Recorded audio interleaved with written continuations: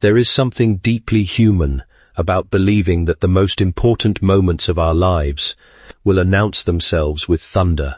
We expect dramatic signs, unmistakable miracles, or extraordinary circumstances. Yet if history teaches us anything, it is that God often chooses the ordinary to reveal the extraordinary.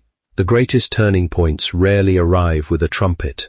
They come disguised as another sunrise, another conversation, another seemingly ordinary day. That is why I want you to consider this possibility with an open mind.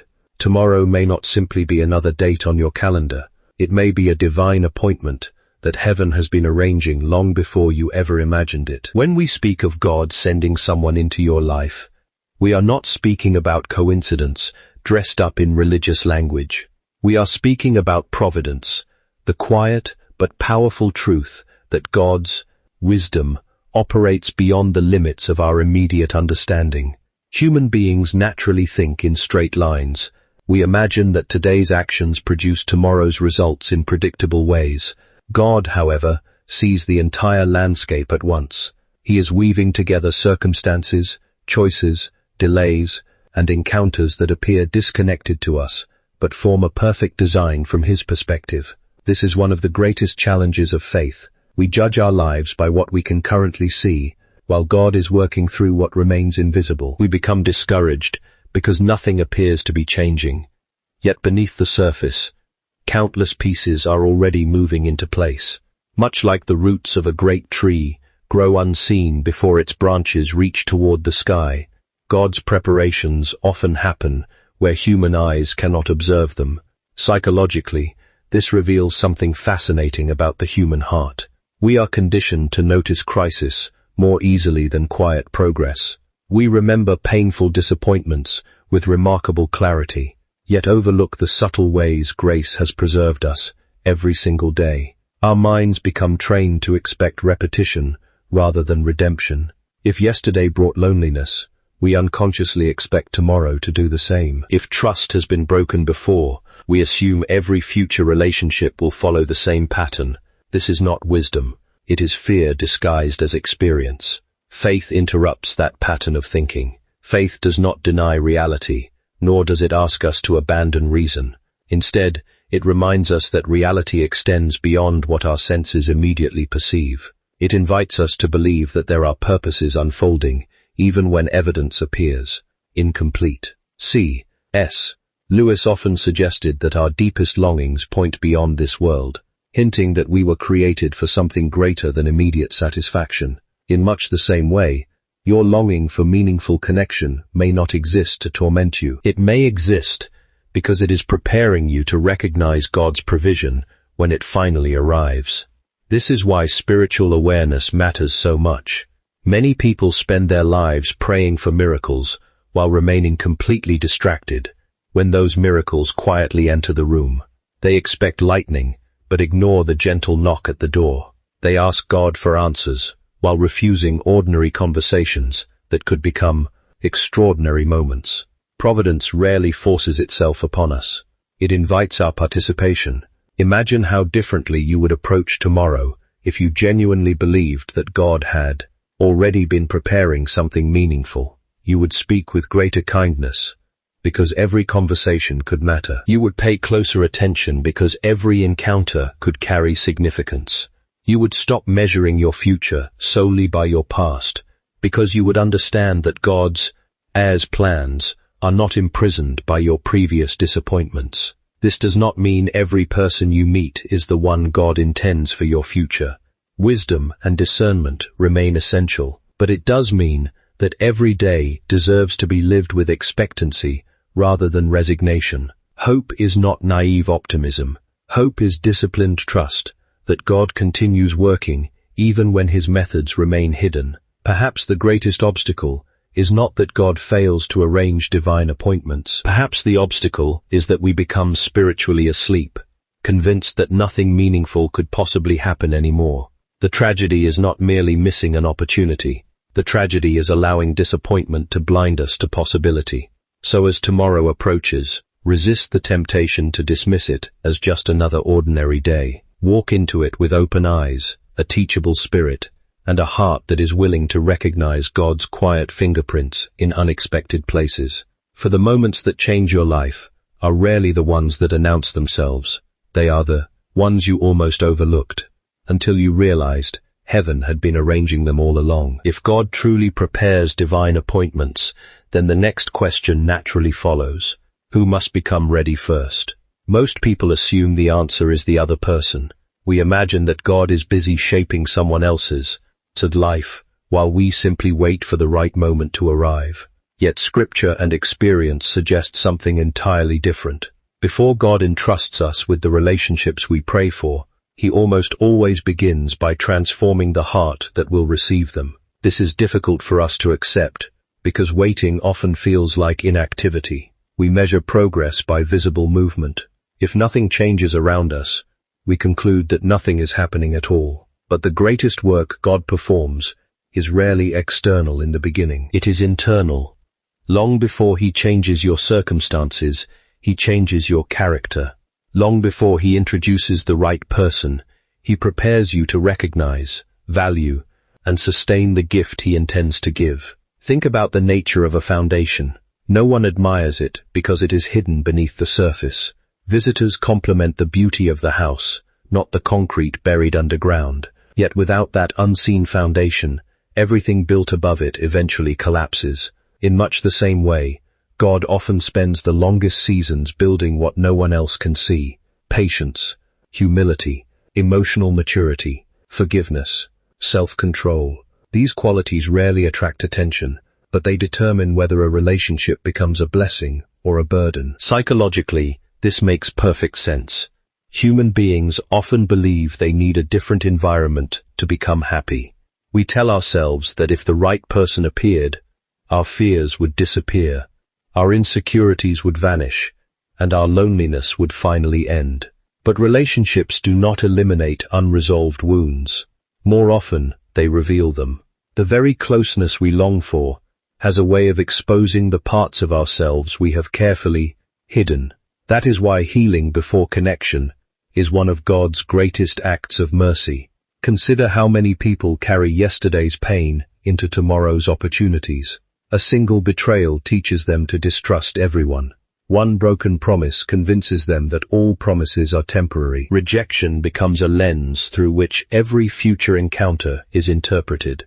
Without realizing it, they stop responding to people as they truly are, and begin responding to memories instead. God does not desire that kind of captivity for His children. The waiting season, uncomfortable as it may be, becomes a classroom rather than a punishment. It teaches you to find your identity in God, instead of another person's approval. It reminds you that your worth is not determined by whether someone chooses you, but by the one who created you. This distinction changes everything. A person who knows their value no longer clings desperately to relationships out of fear.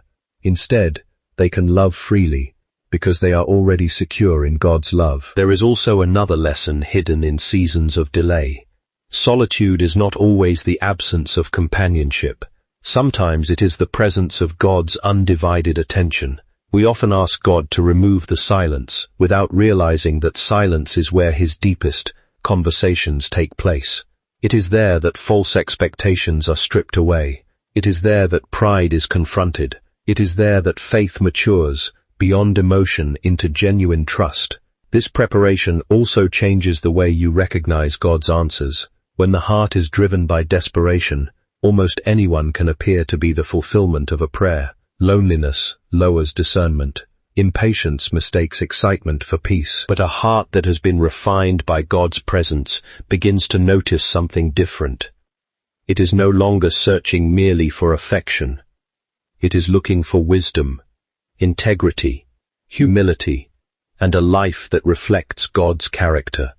That transformation cannot be rushed. Fruit grows gradually, not instantly.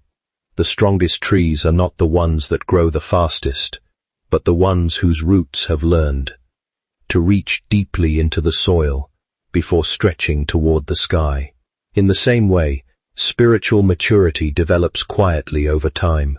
Every prayer that seemed unanswered, every delay that felt confusing, and every lonely season that tested your faith may have been preparing you for something your present self could not yet carry. So if tomorrow truly holds a divine appointment, do not focus only on whether God has prepared someone else. Ask whether He has been preparing you, because the greatest miracle is not simply meeting the right person.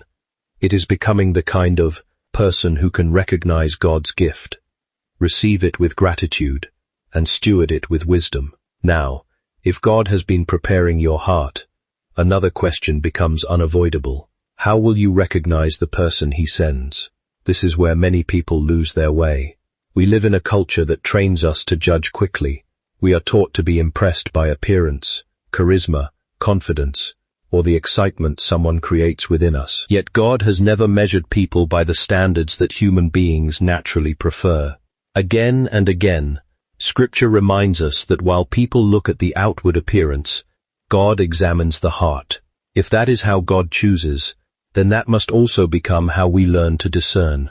The man God sends will not necessarily be the one who commands the most attention in the room. He may not fit every expectation you have imagined. In fact, God's answers often arrive in forms that challenge our assumptions, rather than confirm them. That is because God is less concerned with fulfilling our fantasies than with fulfilling His purpose. His gifts are designed to shape our souls before they satisfy our desires. This principle is both comforting and challenging.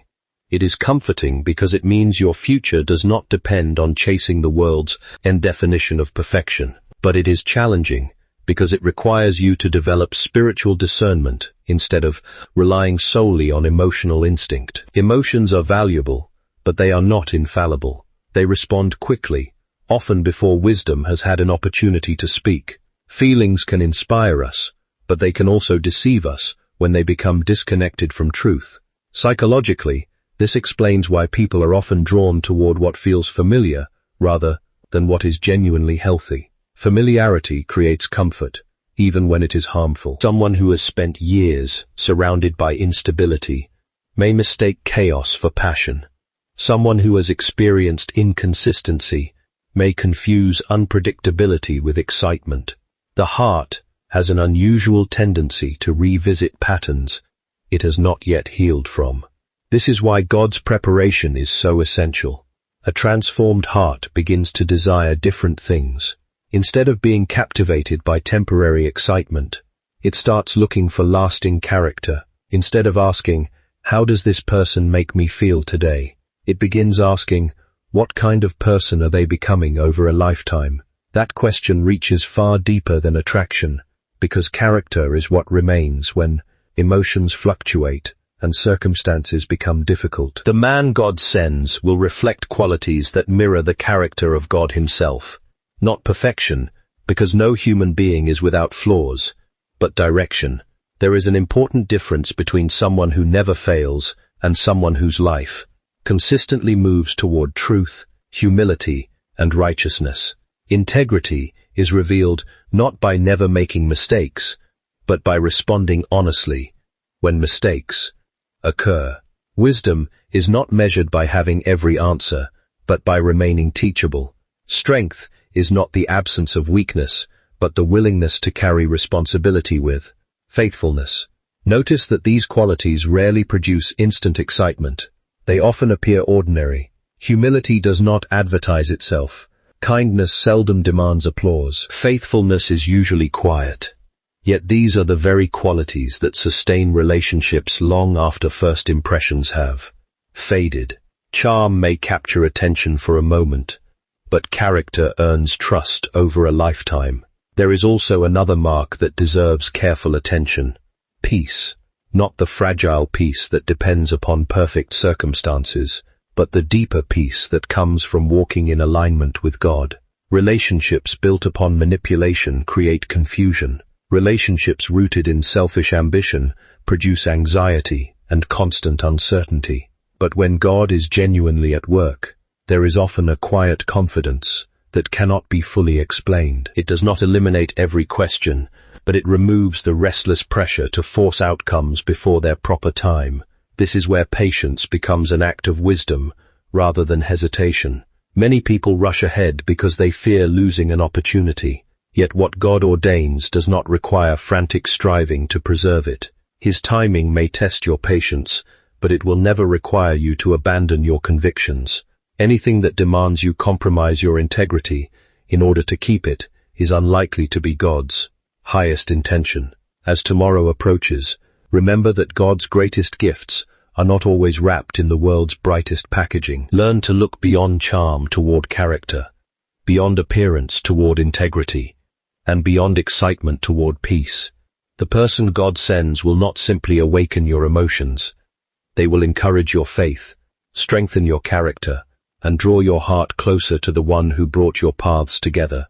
For in the end, the clearest evidence of God's hand is not how loudly someone impresses the world, but how quietly their life reflects the character of Christ. Even if God prepares your heart, and even if the person He intends for your life stands directly in front of you, there remains one final obstacle that is often far more powerful than circumstance itself. It is fear. Not the fear that protects us from genuine danger, but the quieter, more destructive fear, born from disappointment. It whispers that history will repeat itself, that trust is too dangerous, and that opening your heart again will only lead to another wound, left unchallenged. This fear has the remarkable ability to make us reject the very answer we once prayed for. This is one of the greatest paradoxes of the human condition. We long to be known, loved, and understood, yet we instinctively build walls to protect ourselves from the possibility of pain. The heart learns quickly. Every betrayal becomes a lesson. Every rejection becomes a warning. Every broken promise leaves behind an invisible scar. Over time, those scars stop reminding us of what happened in the past and begin dictating how we respond to the future. Psychologically, this is entirely understandable. The mind is designed to protect us. When it detects patterns associated with pain, it becomes cautious, even hypervigilant. It searches constantly for signs that another disappointment is approaching. The problem is that the mind cannot always distinguish between a genuine threat and a memory. What once served as protection can eventually become a prison. We begin reacting not to reality, but to echoes of old experiences. Faith calls us out of that prison. This does not mean pretending the past never happened. God never asks us to ignore wisdom or deny the lessons suffering has taught us. Pain has its place. It can deepen compassion, strengthen discernment, and remind us of our dependence upon God. But pain was never meant to become our identity. It was never intended to become the lens through which every future blessing is interpreted. There is a profound difference between wisdom and fear. Wisdom says, I have learned from the past. Fear says, the past will happen again. Wisdom remains open while discerning carefully. Fear remains closed, even when love stands at the door. Wisdom waits upon God. Fear trusts only itself. At first glance, they may appear similar, because both exercise caution, but their foundations are entirely different. One is rooted in faith. The other is rooted in self-protection. Consider how often Jesus encouraged people with the simple command, do not be afraid. He was not dismissing their circumstances. He understood their struggles better than they did. Rather, he was revealing that fear has a way of shrinking the soul until it can no longer recognize the possibilities God places before it. Fear narrows vision. Faith expands it. Fear asks, what if everything goes wrong? Faith quietly responds, what if God is already working for my good? Many people unknowingly pray for change while remaining emotionally committed to the life they have always known. They ask God to bring new relationships, yet they carry old expectations into every new encounter. They expect dishonesty before honesty has a chance to reveal itself. They anticipate abandonment before loyalty has an opportunity to prove its strength. Without realizing it, they allow yesterday's wounds to speak louder than today's evidence. This is why healing is not optional. It is essential. Healing is not forgetting what happened. It is allowing God to remove the authority that those painful memories have over your future. The scars may remain, but they no longer control your decisions. Instead of responding from brokenness, You begin responding from wholeness. You become capable of seeing people as they truly are, rather than as your fears imagine them to be. And perhaps this is one of God's greatest miracles. He does not simply change circumstances. He changes the person experiencing those circumstances. The miracle is not merely that someone new enters your life. The miracle is that your heart has become free enough to receive them without being ruled by suspicion, bitterness, or despair. So if tomorrow brings an unexpected encounter, resist the temptation to let fear make the first introduction. Let wisdom walk beside you, but let faith lead the way. Do not allow yesterday's disappointments to write tomorrow's story. The God who healed your heart is also able to guide your steps, and his plans have never been limited by the wounds you survived. Sometimes the greatest act of courage is not chasing what you desire. It is opening your heart, again after believing it never could.